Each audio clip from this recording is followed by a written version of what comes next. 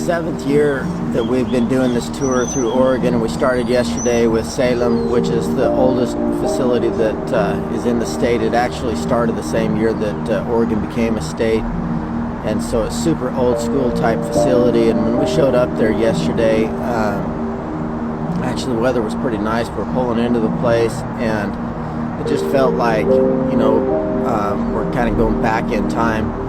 But as we got into the facility and got to meeting some of the staff and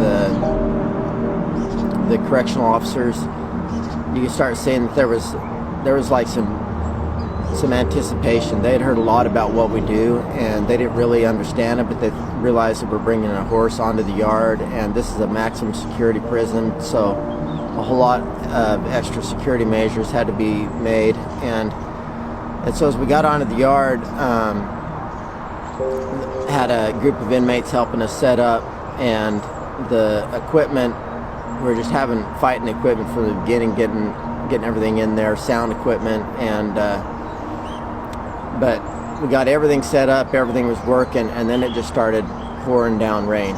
And so not only were the guys lined up inside ready to come out, they decided not to come out because it was raining, but we had to cover up the equipment.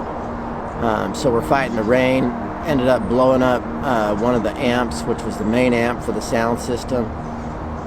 One of the cameras got doused with water and ruined and shut down.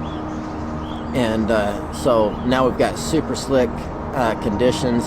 I've got a 2-year-old stud that has never seen anything. It's been completely untouched until just the last few weeks, where they tried to get it somewhat halter broke.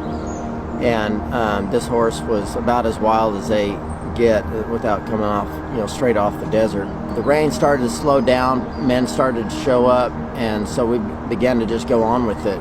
We had just about 5% of our sound system left, just enough for them to be able to hear me, but we had lost most of our band as far as their equipment.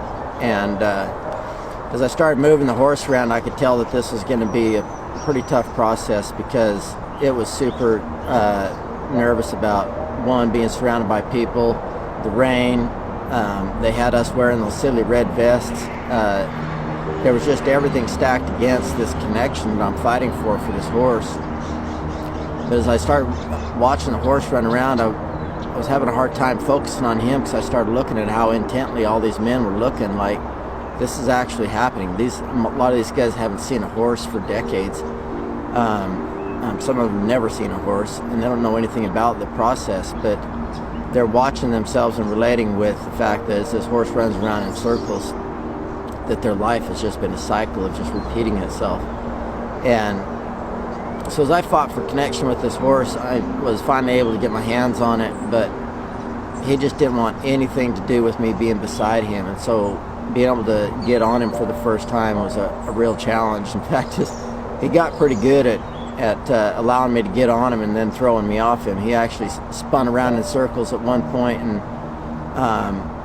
there's really no way to get off at that point once he started spinning into me. So I'm driving my knees into him, trying to stay there, because I didn't want him to think he can continue to get rid of me, but two, it's kind of scary going over the top like that. But I just had to finally bail, flipped over the top of him, and obviously the more action there is, the more the inmates get into it, the more they love it. But in the end, the horse finally just said, you know what, I would rather be loved than spend my whole life dealing with this fear, and it's going to take some risk for me to get there, but I want connection.